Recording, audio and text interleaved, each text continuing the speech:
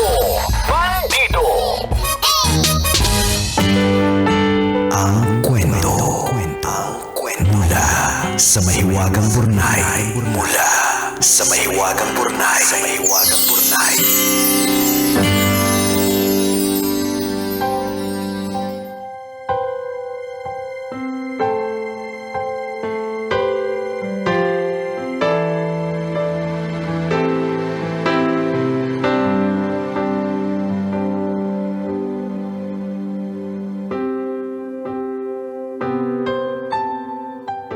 Dear kumikinang na tambalang Nicole Yala at Diego Bandido.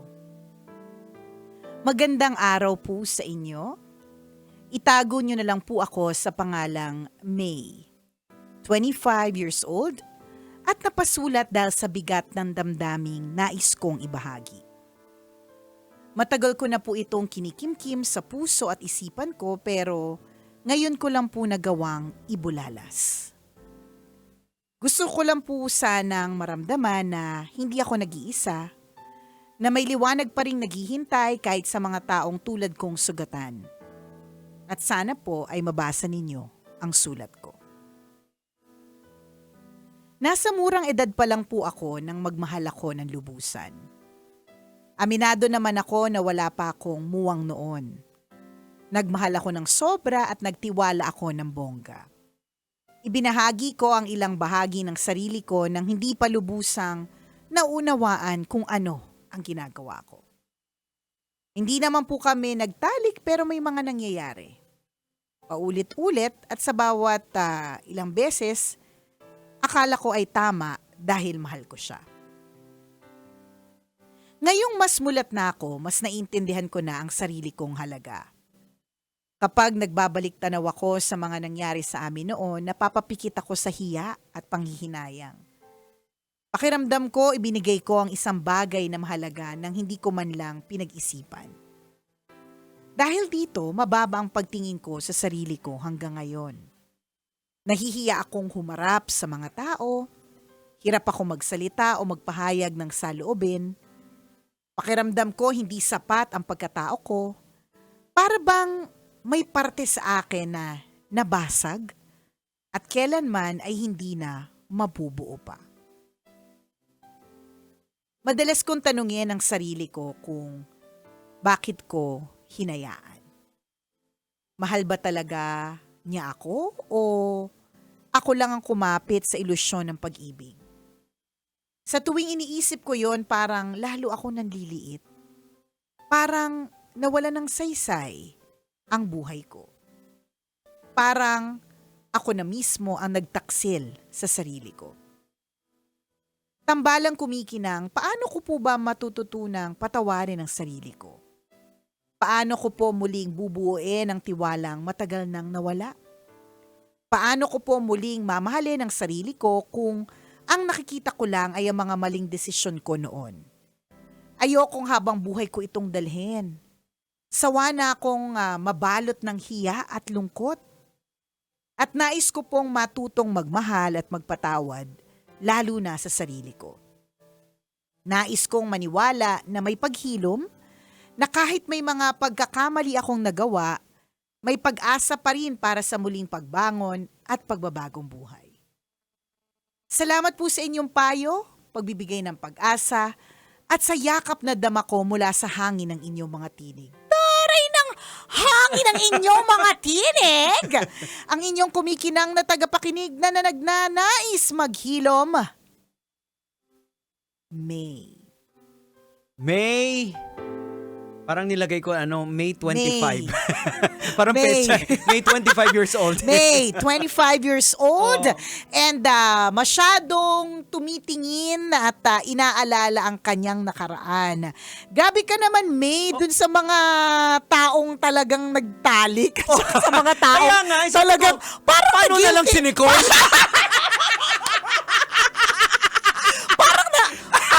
ako nga hindi na guilty. Chares! So dapat ba? Chares! Paano na lang kami? Hindi lang naman ako, marami tayo. Di ba? Parang Hindi na- diring-diri ka sa sarili. Oo, tingnan mo in the first, siguro ang sinasabi nitong si May ay umabot siya sa mga Naging exhibitionist? Hindi siya nag-home run. So per second, third base lang, ganon. Tapos diring-diri ka na agad sa sarili mo. Hala, ang daming natakot, ang daming Hindi, inisip ko- na-stress. Posible na sabi niya nga kasi sa kwento mo, May, diring-diri ka sa sarili mo, naging, hindi man kayo nagtalik pero nagkaroon ka ng mga exhibitionist Ganon, style. oo, correct. So, pasensya na May kung parang ang feeling namin is, okay, maliban na itanong na, saang part yung nakakadiri? Yun nga isa lang sa mga possibility na Eh, diring-diri siya. Kasi hindi nag-exhibition eksakto, sila. correct? Hindi kayo nag-sex, Oo, walang pero pagtatalik, pero wala. may mga nagawa kayong, sabihin natin na, may Kakaiba exhibition. na nangyari. Oo. May, May pakinggan mo yung auntie Nicole mo. May, ba't hindi ko naramdaman yung nararamdaman? Anong meron?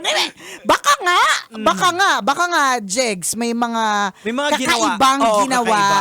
para ma-feel mo yung parang ang sobrang tindi kasi. May mga ini-imagine kasi ako. Ayoko isipin. May mga pasok sa isip ko kasi. Na mga kakaiba. Oo, na ginawa mo na pwede niyong gawin na talagang wild na hindi Oo. kayo nagsisex. May mga ganun May eh. ano yun? Anong bagay yun, May? Please elaborate. Gustong malaman nung pinapabati ni Kim Chino. Ito may pinapabati si Kim Sino? Chino eh. Yung mga cute-cute na tsuper na nakatutok sa atin eh. Ayan.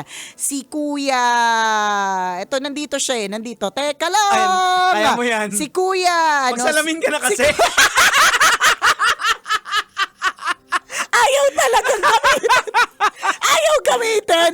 Magzo-zoom in tayo. Oh. Si Kuya Jonel Ay, Jonel. Mariano Pablo. Ayan. Ayan. Nagmamaneho ng Toyota Vios. Ayan. Mukhang sakay nito si Kim Chino eh. Alagaan mo yan kasi habang hindi pa dumadating si Kim Chino, yung mga pagkain sa baba hindi umaakyat. Oo. So kailangan makarating ng safe yan Correct. si Kim Chino sa amin. Oo, Oo. para makakit yung pagkain. Correct. Kasi parang ang bilin, hindi pwedeng umakyat yung pagkain nang wala pa si Kim Chino. Oo. Anyways, gustong malaman itong si Janelle. Oo. Ano ba, May? Ano bang pinagagawa yung mga mo, May? pinagagawa mo. Kasi yun talaga yung tanong ko eh. Oo. Ba't hindi ako guilty sa mga bagay-bagay? So, ibig sabihin yung ginawa ng Nicole Yala, mild lang Oh, yun. ay, mild pa pala ako eh Mas sa matin- ginawa mo. Eh, kasi halos hindi niya mapatawad yung sarili niya. Kaya Yun yung nga tono eh. ng pananalita mo, May. Totoo, parang di namin kasi masyadong maintindihan. I mean, or baka. Sasabihin ko sana na Ano? gumamit ka ba ng mga non-living things? Posible kasi. Oh, kaya hiyang-hiya ka Oo. kasi may mga binili kang mga laruan na mga non-living things. Kaya ganon. 'Di ba? Eh may mga gumamit din nun na hindi sila hiyang-hiya ngayon. So, or iniisip ko, Jegs, kaya may ganyan siyang pakiramdam ngayon. Baka kasi nagbago ng relihiyon. Mhm. Feeling ko, Posible. 'di ba? Tapos na-realize niya na baka hindi daw nararapat. Well, real talk natin Oo. Kung kiss lang naman, Oo. yakap, At saka, hindi kayo humantong sa mga sex ganon, na ginagawa lang dapat ng mag-asawa, Oo. wala problema. Pero yun nga yung inisip ko talaga. Baka anong may kakaiba? may ginawa silang something. Hindi kami titigil dito ni Diego hanggat hindi namin nalalaman. Ano ba Kanina pa yun? na sa utak ko sasabihin, parang hindi ko pwede sabihin. Ano ba yun? Ano ba talaga kasi? Pero okay, sige. Baka napaso. Ba? O ano problema? Cheers! Normal. O ano Normal kay ngayon? Nicole. O ano ngayon? Hindi. Naloloka yun lang, doon, baka doon. naloloka lang ako sa, guilty ka, tas parang may mga ibang tao tulad ko, sama mo na yung sarili mo. Tulad mo din, Oh, na parte lang parang, ng- na parte siya ng past. Ng pagkakamali din. Oo. Correct. Na kung ang pwede namin gawin is to guide our kids Aha. na mag-ingat din, wag Oo. masyado kasi mga swinerte kami kahit papaano kasi hindi nawala sa landas, nag-discover na mga bagay-bagay pero hindi naman talaga truly nawala sa landas. So, yung ganon. And it's part of our history and it's part of Aha. our past. Ganon.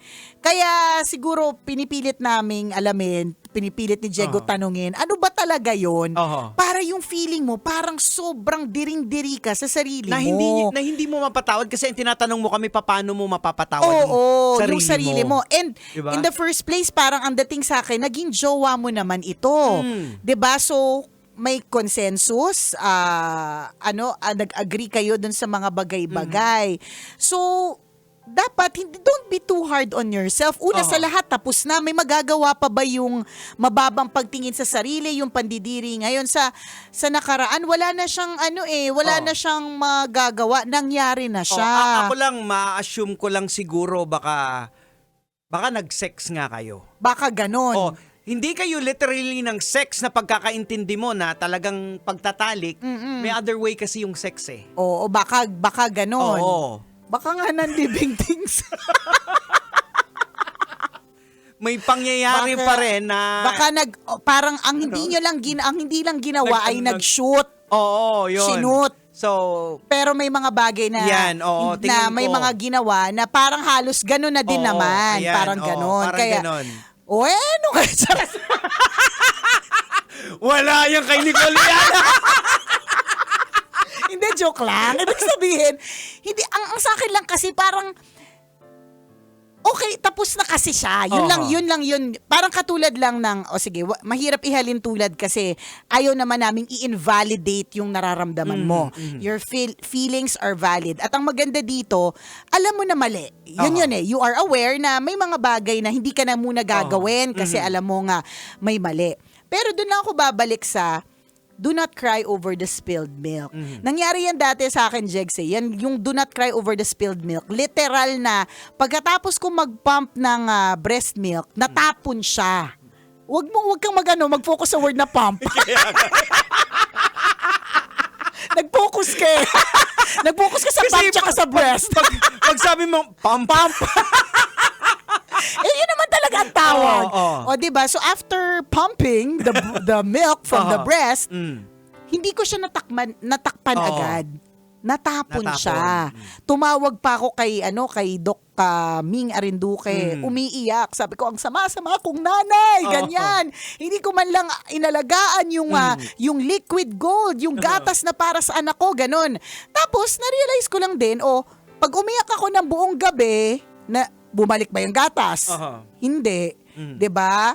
Yung pagkatapon Wala ka na ba? magagawa. Correct. Marirewind ba? Wala ako magagawa. So, ganun din siya, May. Yun lang, learn yun lang. na lang. Yan yung lesson na lang eh. And I think you learned it. Kasi ngayon, pero sana, wag din itong maging dahilan kung bakit takot na takot ka namang umibig. Or ganon. Hindi naman din sa ganon. Maging wise ka na lang talaga sa iyong decisions. Ayan. So yung big question talaga ni May Anong paano ginawa? niya... Hindi, big question namin. Ano ba kasi yung ginawa mo, May? Curious din si Madam Mayat de la Rosa. Mayat de la Rosa Fine Jewelry. Ay, oo. Nagtatanong siya, Ay, nagtatanong. ano ba kasi, May? Ano ba yung ginawa mo? Yan yung kumikinang na tanong Oo, eh. di ba? kumikinang na tanong. Kumikinang tanong. Anong Ano ba ang ginawa ginawa ni mo? May? Ay, nako, Ayan, nakakaleke. sa mga nanonood sa atin sa comment nga kayo dyan kung ano yung Anong sa tingin ninyo Oo. ginawa ni May?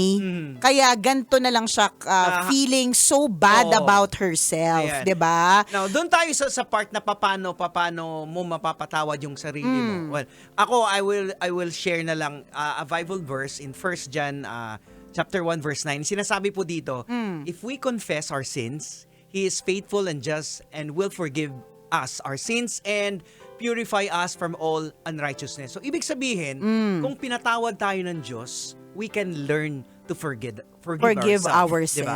So, So, ihingi mo ng tawad kay Lord yung nagawa mo na paulit-ulit nagre-rewind sa utak Nagre-rewind mo. siya eh. Naramdam namin yung yung kasi talagang parang bigat na bigat ka talaga eh, 'di ba?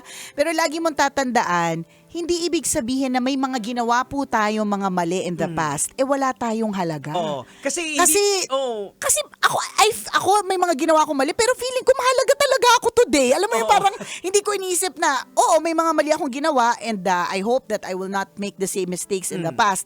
Pero I don't feel like well, that's me, no? I don't feel like I don't deserve another a love life. I don't deserve, that my kids do not deserve me. Tama. Hindi, that my job doesn't deserve me. Hindi. Talagang I just made mistakes. Tapos, wala na akong magagawa doon. Hiningi ko na rin din siya ng tawad. Di, move forward. Tama. Ang hirap Ayan. Ano ba Podcast. Podcast na natin.